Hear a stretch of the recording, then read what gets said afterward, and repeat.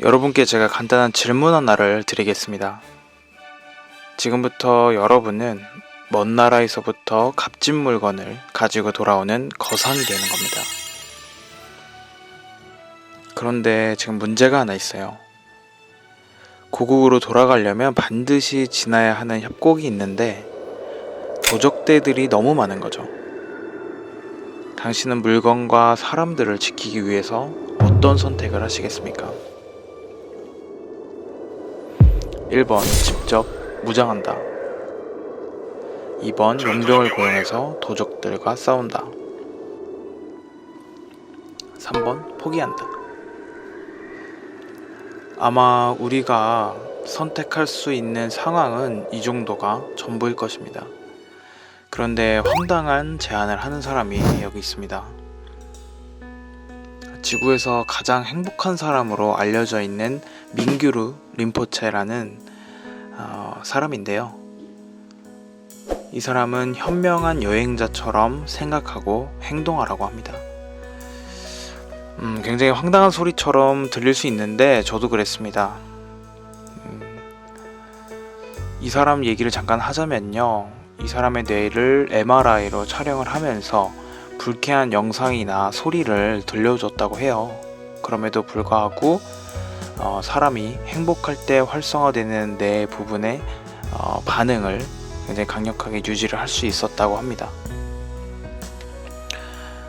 이 사람은 달라이라마 이후 티베트 불교의 스승으로 불리우는 사람이고요. 명상 지도자로서 그리고 명상가로서 전 세계를 돌아다니면서 많은 사람들에게 마음에 대한 이야기를 하는 사람입니다.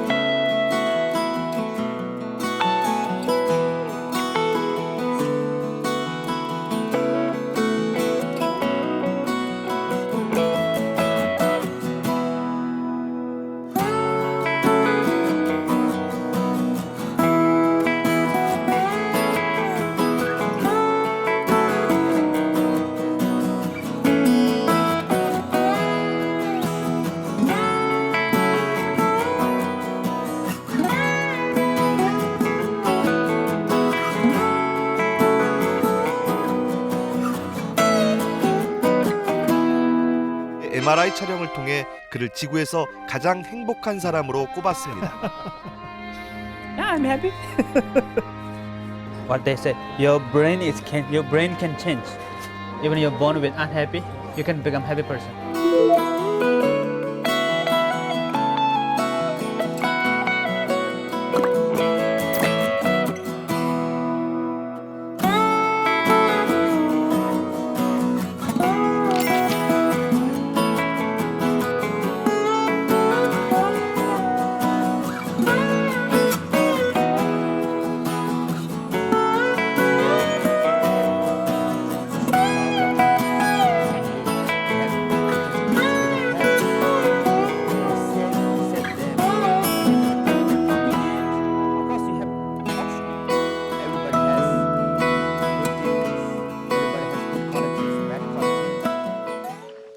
제가 이 사람이 쓴 책을 읽은 이유도 이 사람처럼 행복한 뇌를 만들고 싶다는 바람 때문이죠.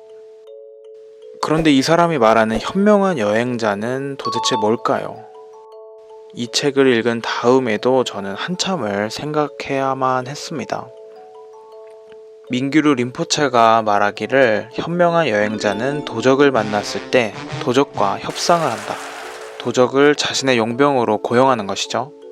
성금을 줄 테니까 협곡을 안전하게 벗어나게 해달라고. 임무를 마치면 잔금을 치르고 다른 상인들에게도 추천을 해준다고 제안을 합니다. 도적 입장에서도 안정적으로 생계를 유지할 수 있기 때문에 상인의 제안을 수락할 수밖에 없겠죠.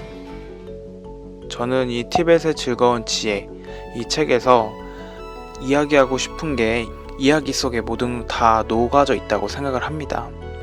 우리가 살면서 겪는 모든 문제 상황을 비유적으로 표현한 것이라고도 생각을 했죠. 우리는 문제가 생기면은 첫 번째 직접 해결을 시도하거나, 두 번째는 타인의 도움으로 해결을 하려고 하죠. 그리고 세 번째는 그것이 힘들다면 포기합니다. 세 가지 방법은 문제 상황에서 문제를 제거하려고 했을 때 도출됩니다. 하지만 현명한 여행자는 문제를 제거하려는 방법 대신에 문제 자체를 받아들이는 태도를 갖는 사람이라고 이 책은 말하고 있어요. 좀 더 자세하게 이야기를 해볼게요. 왜 여행자라는 표현을 썼는지 그 여행자라는 부분만 따로 떼서 생각해 보겠습니다. 우리가 베트남을 여행을 간다 라고 해보죠. 여행에서는 베트남에 도착하는 것 뿐만이 아니라 보고 먹고 느끼는 모든 것이 여행의 일부이자 여행 그 자체죠. 때로는 당황스러운 일을 겪을 수도 있지만 그것조차 여행의 일부분입니다. 그럼 이번에는 그냥 베트남에 간다 라고 해봅시다. 가는 도중에 공항이나 수화물에 문제가 생기면 그것들은 모두 당신이 베트남에 가는 목적을 방해하는 요소들이죠. 당신은 그 문제를 해결하려고 할 거예요. 좀 전에 우리가 도적 문제에 대해서 생각했을 때처럼 말이죠.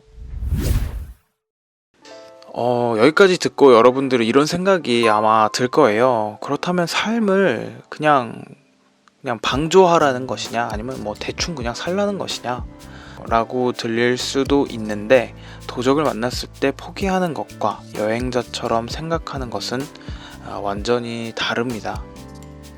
결정적인 차이는 문제를 인정하느냐 그렇지 않느냐 하는 건데요. 포기하는 것은 문제 상황을 무시하는 태도입니다. 자신이 통제할 수 없는 상황을 인정하지 않는 거죠. 하지만 현명한 여행자는 새로운 변화, 문제들, 걱정은 언제나 여행과 함께라는 것이라고 인정합니다. 이런 결정적인 차이가 현명한 여행자처럼 살아가는 방법이라고 저는 이 책을 보면서 이해를 했어요. 예전에 바다에 놀러 갔다가 물에 동동 떠 있는 사람을 멀리서 본 적이 있습니다. 물이 지어 있길래 뭐 하는지 궁금해서 계속 봤는데 파도를 기다리는 사람들이었어요. 이제 서핑을 하는 사람들이었죠. 멀리서 보거나 잠깐 지나쳤다면은 아마 바다에 빠진 사람과 구분하지 못했을 겁니다. 서핑을 즐기고 있는 사람은 온몸을 바닷물에 맡기고 변화를 인정하고 받아들일 준비를 하고 있는 사람 같다고 생각을 했어요. 바다에 빠져서 절망하거나 조급한 마음을 가진 사람과는 완전히 다르죠. 그래서 현명한 여행자처럼 살아가는 것과 그냥 어떤 문제 상황에 대해서 포기하는 것은 그냥 표면적으로 봤을 때는 조금 비슷해 보일 수 있다라고 생각합니다. 그런데 우리 삶에서 현명한 여행자처럼 살기는 정말 어려워요.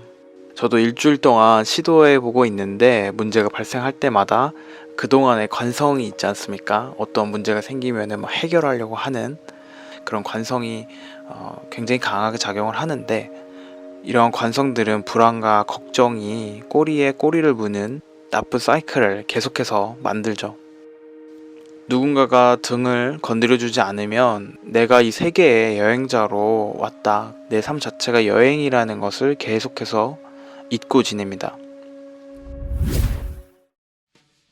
저는 이 영상을 보시는 분들이 이 세상으로 여행을 하러 왔다고 등을 두드려주는 그런 사람 같은 존재가 됐으면 좋겠어요. 제가 이 티벳의 즐거운 지혜라는 책을 읽으면서 느꼈던 부분이 그런 부분이었거든요. 너는 이 세상에 어떠한 목표를 달성을 하려 온 것이 아니라 여행자로 온 것이다 라고 이 책은 저한테 말해주고 있는 것 같았어요. 제가 준비한 영상은 여기까지고요. 오늘도 영상을 시청해 주셔서 정말 감사합니다. 여러분 행복하세요.